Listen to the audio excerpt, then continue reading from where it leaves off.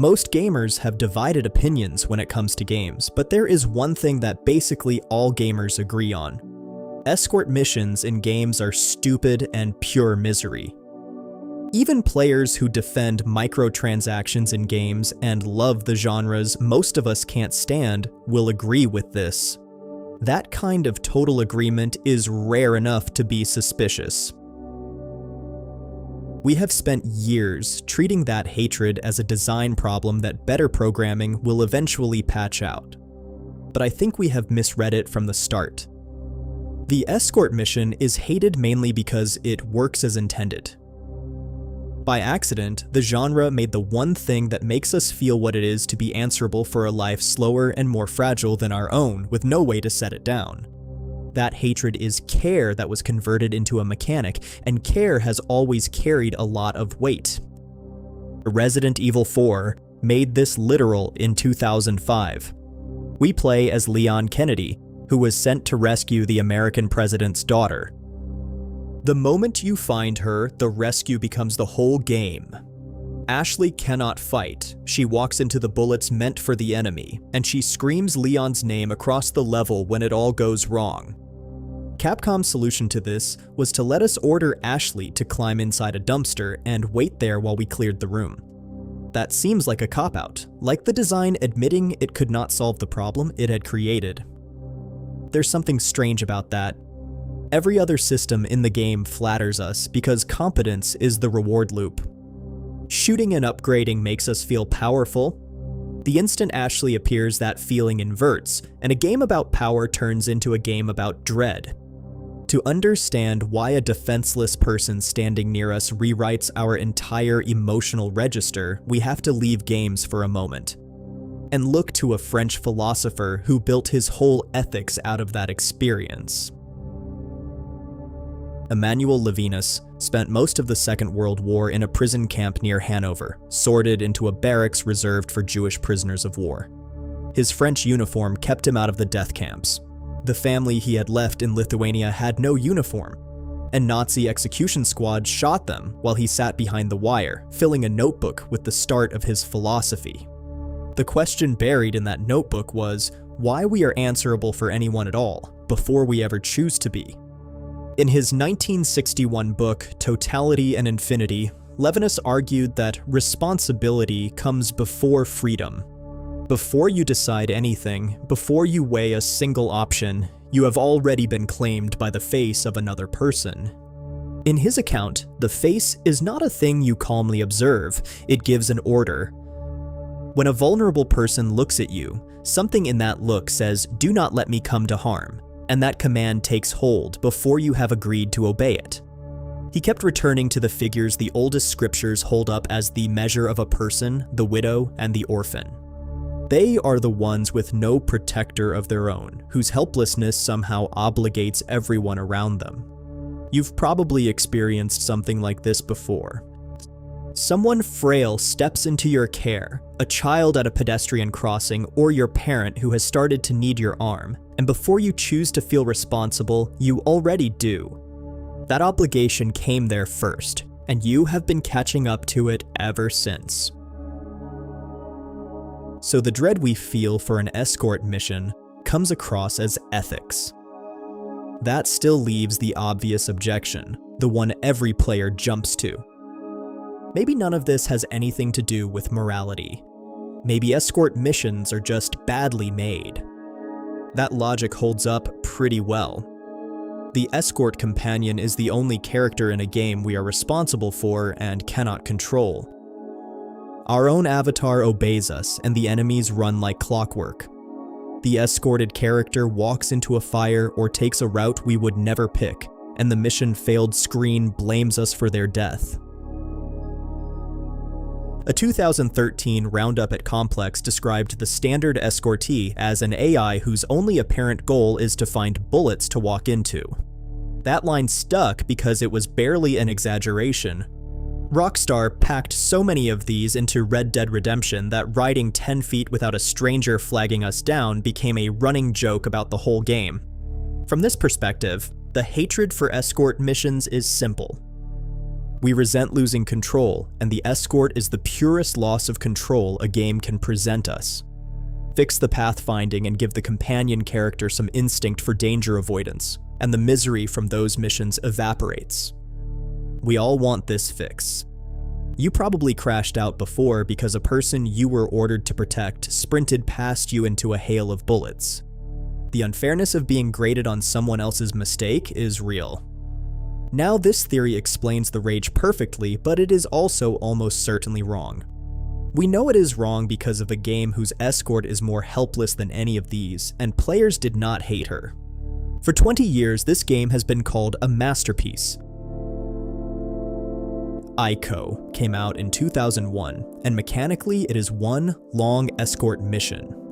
We play as a boy locked inside an enormous castle, and we free a pale girl named Yorda, who cannot fight and can barely climb. She speaks a language the game never translates, so the only thing connecting the two of us is touch.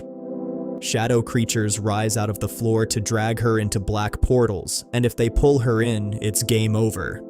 By every metric the bad design theory checks out, Yorda is the worst escort character ever built.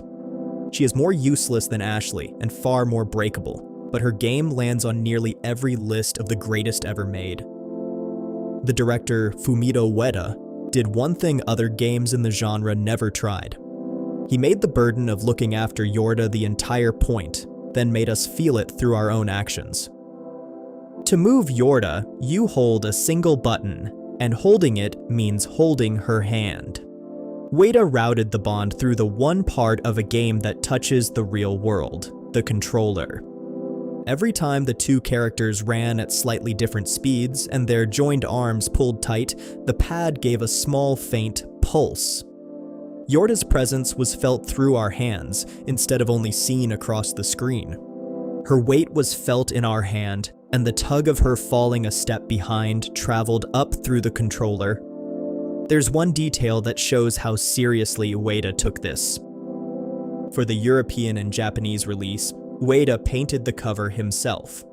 It was modeled on a Giorgio de Chirico picture called The Nostalgia of the Infinite, All Long Shadows and Empty Arches. The American publisher swapped it for a generic shot of the two leads and missed the entire point. The game was about two small figures keeping each other company inside a place that was vast and indifferent, and that loneliness was the whole case. Watch what later games did when they set out to make escort missions less miserable. The Last of Us made Ellie effectively unkillable in a firefight, and God of War did the same with Atreus, so enemies simply root around them. The annoyance is gone, and so is the thing Ico made, because a person who cannot die is a person you are not responsible for. Those studios solved the design problem by deleting the moral one, and the result plays smooth and weightless. Ico kept the weight, and that's the reason anyone still talks about it. Another philosopher can explain what Ueda found by feel. Hans Jonas wrote The Imperative of Responsibility in 1979, searching for the place where obligation actually begins. He was trying to find the clearest case of one being simply answerable for another. His sight was aimed at the newborn. The way Jonas put it, an infant is pure claim. Its existence, a single breath, says, "You must care for me," and it says so to someone who gets nothing back. Two conditions make the claim absolute. The thing has to be fragile enough to be destroyed, and we have to be able to save it. Remove either one and responsibility disappears. That's basically the escort mission, described by a man who never touched a console. The companion is fragile enough to die, but close enough to save. The situation, Jonas says, creates responsibility in the first place. The invincible companion would fail his test because nothing is ever at stake. Yorda passes his test easily. The dread you feel guarding her is the oldest moral situation there is, now running on a game engine that people mistake for a bug. A different thinker can put pressure on this point. Zygmunt Bauman wrote Modernity and the Holocaust. He spent his career on how ordinary people end up doing or failing to do what morality asks, and his answer came from distance. Bauman argued that the moral pull of another person rises and falls with proximity. Up close, their need is unbearable and you can act. Move them far enough away, turn them into a statistic, then the pull thins and cruelty becomes easy. The whole idea of distance, he thought, exists so we can stop feeling answerable for people we can't see. Escort missions give us no distance. The companion character is stuck to our side, always in our space, matching every move we make and slowing it. We can't watch them from safety. That's why it grinds on us, and you already know the feeling from life, with no controller in it. Think of a friend who calls at 2 in the morning in the dead of night, or a parent who moves slower now and needs you to wait without letting it show on your face.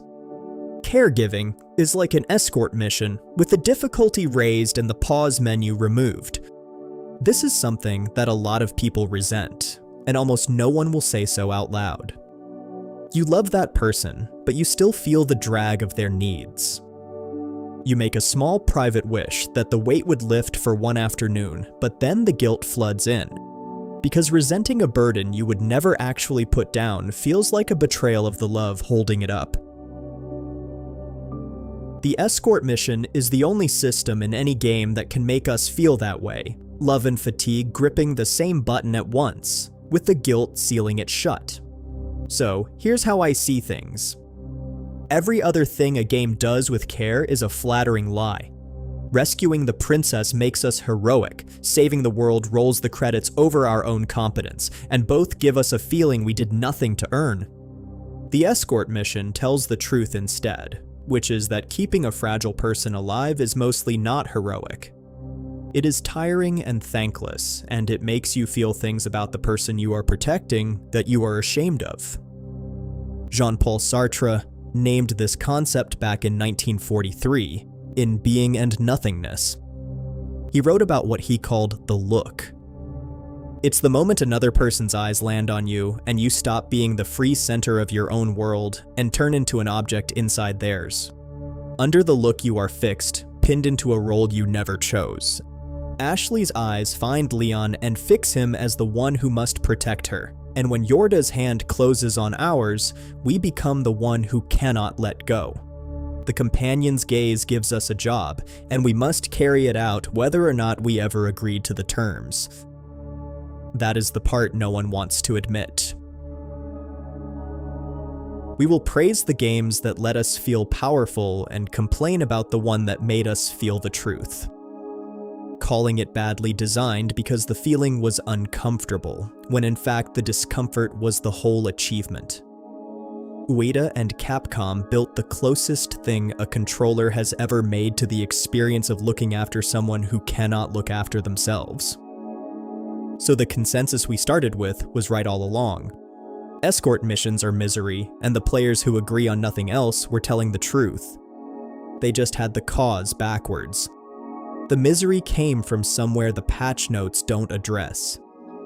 The genre had stumbled into the one human situation it cannot make fun because that situation is not meant to be fun. It is meant to be felt.